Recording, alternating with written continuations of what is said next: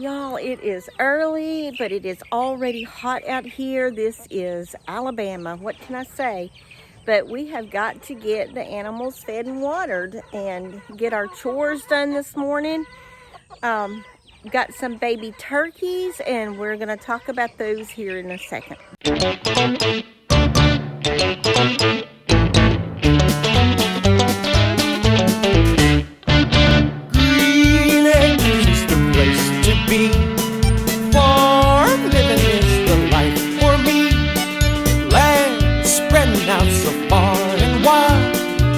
Manhattan, just give me that countryside.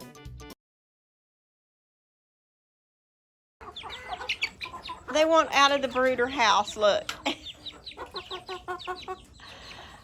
y'all ready to get out? Are y'all ready to get out? Yeah. Get some baby chicks in there.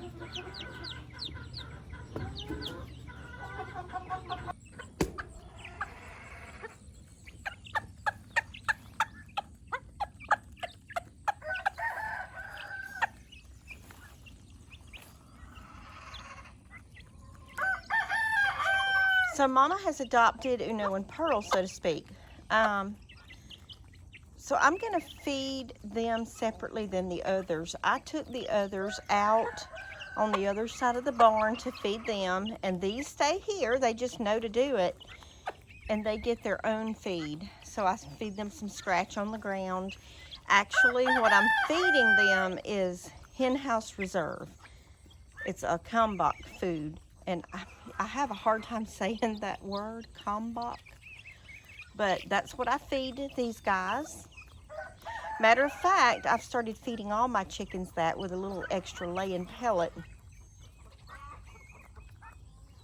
And you can hear one of them's laying now. She's cackling in the background.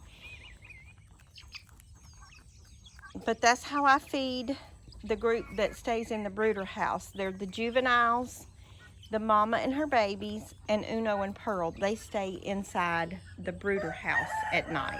Okay, so Dixie has to be fed outside. Come on, Dixie.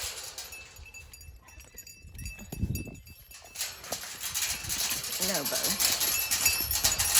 And all the goats, they're fed separately because, well, Daisy got out. Come here, Daisy. I'll get her back. I might feed her out there anyway because the boys try to take her food.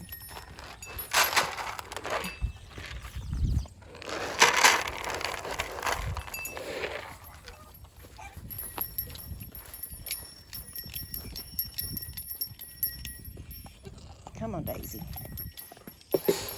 Daisy said, "Where's my food?" I'll feed you out here with Dixie.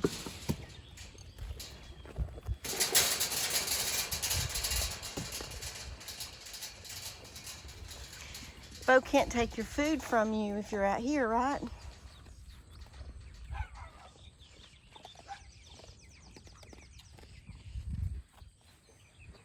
And the boys are in here eating now.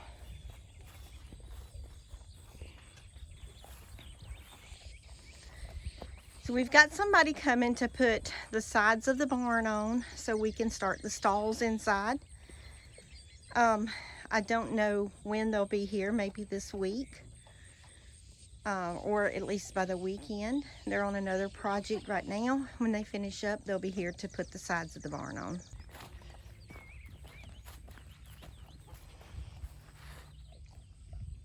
These two sweethearts are over here eating by themselves because the boys try to take their food. So the one advantage when we get the barn built or finished is that I will be able to feed them in stalls separately.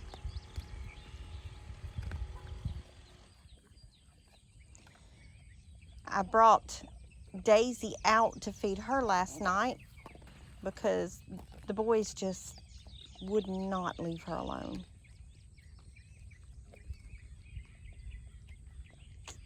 I think she might be in season and they just won't leave her alone. Now that all the animals are fed and watered, we're gonna go to the lazy garden and see what's up in here and check on it, make sure that no pests have gotten in here, and I can just see the bees working this morning. So rattlesnake beans are coming along. Look at that. How about that? They have climbed, and I'm just going to make sure they stay on the trellis. Look at all the beans hanging. Y'all, I'm gonna be canning beans this week or next week at some point. Look at all that. Okay, my new red snapper tomatoes. They're just already loaded. The squash, I'm about ready to plant some more where those were. So I'll be pulling those up. I mean, they're still bearing. Look, there's still some squash on there. But they're getting, oh, they're running all the way. That one is almost into the okra, and I've just turned it so many times. Well, the sunflowers are doing good. The bees are just working them. Look at those, how tall. The tomatoes, well, the tomatoes have not let up. They are, and I'm trimming and trimming. But the tomatoes are just, they're producing. Those cucumbers are doing good. These zucchini plants have just outdone themselves. These are the ones I saved by injecting the BT. And I'm gonna show you, I injected right here down into that hollow stem, right there at the base. Just 2 cc's of BT.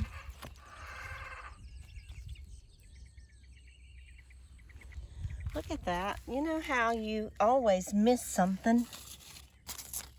There's cucumbers. Look at that cucumber. That one is going to be breakfast. I'm going to go ahead and pick it because it's perfect for my breakfast this morning.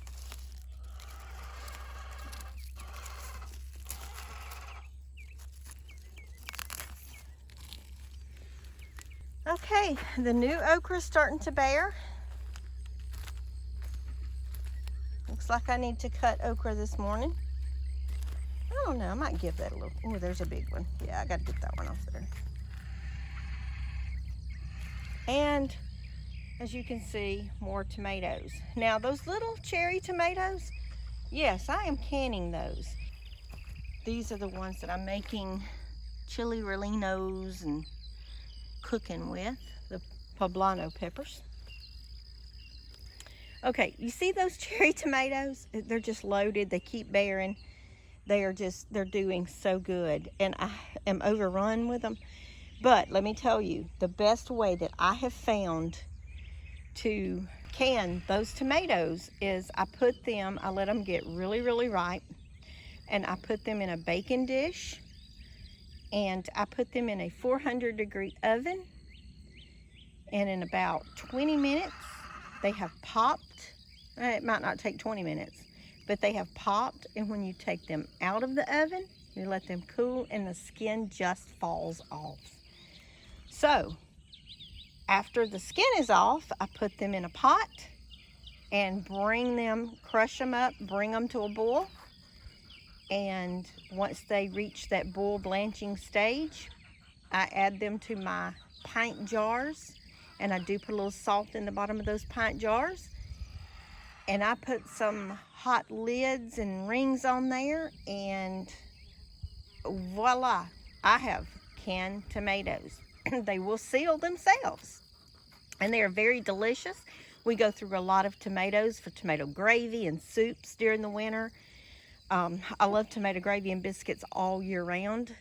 So as you can see, though, I have really pruned the leaves off the bottom of these. The new growth on the top is the heavy, but I pruned the leaves off the bottom and got some airflow to those tomatoes. And as they grow up, I'll go ahead and prune some more. It just really keeps down fungus. I did burn my leaves last time. You can still see some on there. I sprayed some neem oil on them before the sun went down. I'll never do that again. From now on, it'll be right at dark. As a matter of fact, I sprayed BT on the new house plants right at dark, and it did not harm them at all. So the lazy garden is still producing, and I don't see any pest on it. I see lots of bees working.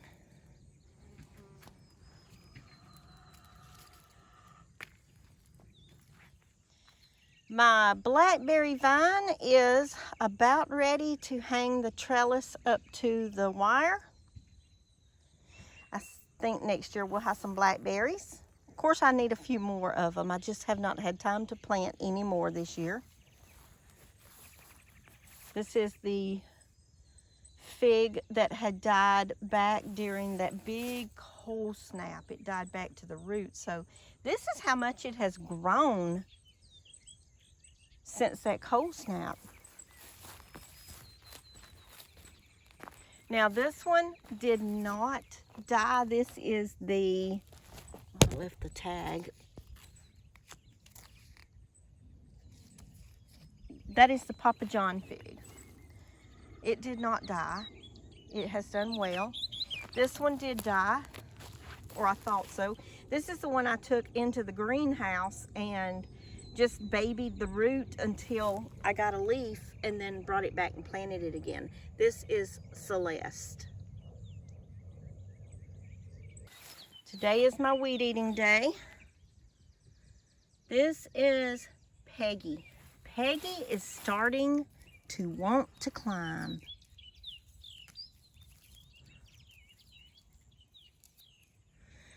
I may have to tie her up to get her started. I'm not sure. Look at the sweet potatoes. Now, you know, I started these sweet potatoes from little slips in the very bottom, like in 2 inches of dirt.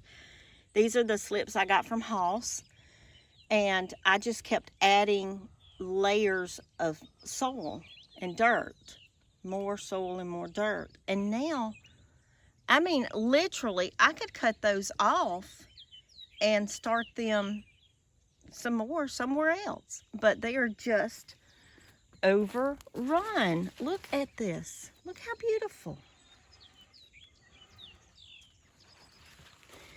I just love that potato vine.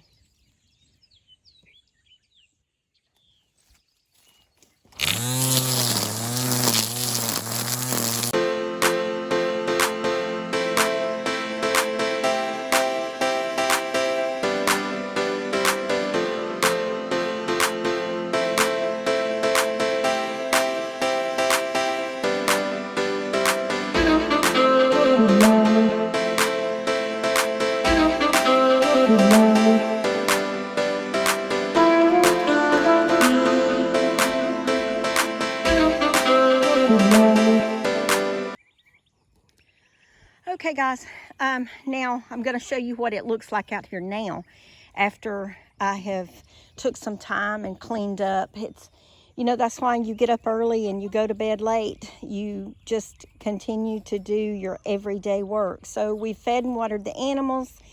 We have checked on the lazy garden and saw that we really needed to weed eat and cut grass out here. The chickens are having a snack because I just got finished cleaning up around the lazy garden and in the lazy garden. So let's go and see what all's done. First, let's start with Peggy. Peggy is really liking being over here by herself with no grass around her. The potatoes, of course, are on that side. And I have weed-eated around the entire garden and cleaned up the big, huge weeds that we're getting in. and under the fence. Lazy Garden now is doing well. So now the next chore is, since it's already gotten so hot, I have got to go get those baby turkeys out of the incubator and put them in the brooder. Okay, it's time to get the little turkeys out of the incubator and take them to the brooder that I've got already ready for them. So we're gonna try this real easy. There's one little turkey.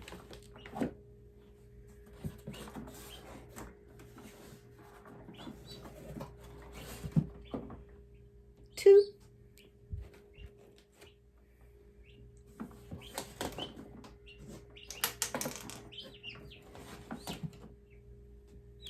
Three.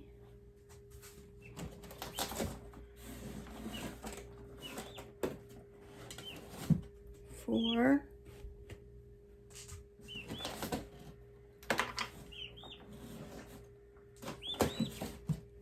5.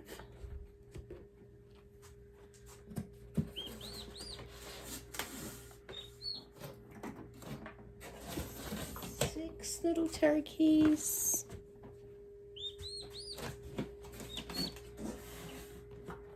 7.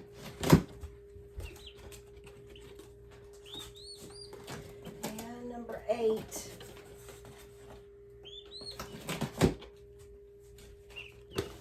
Number 8.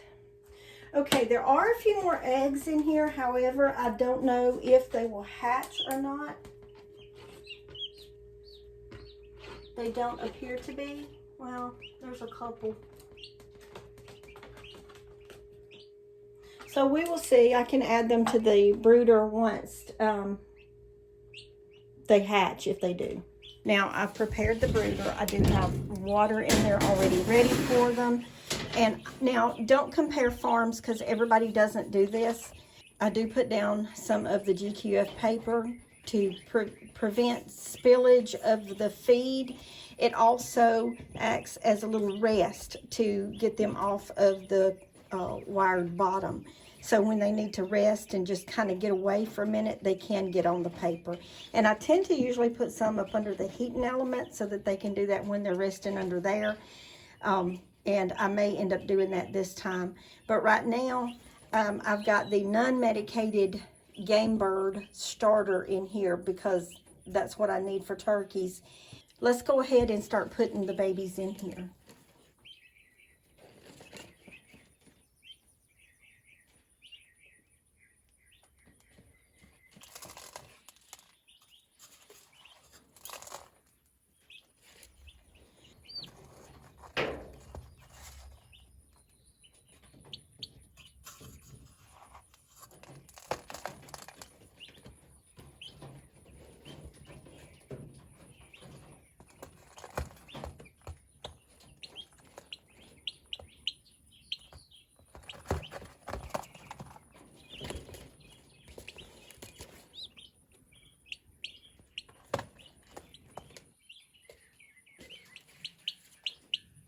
So 6 of them really are, after looking at them, 6 of them are the color of Uno, and 2 of them are the color of Pearl.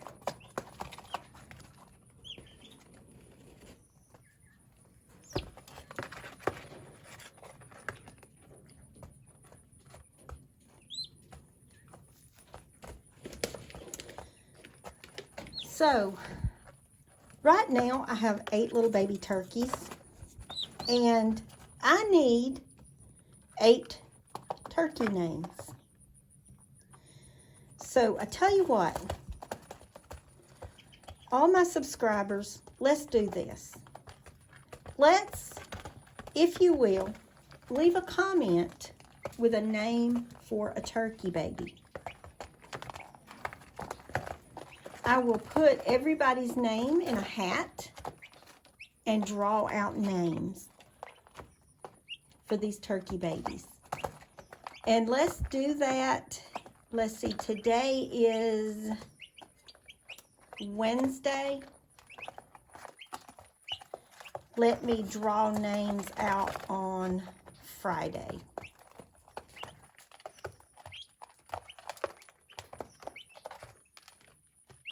So y'all give me some good names. This is going to be fun.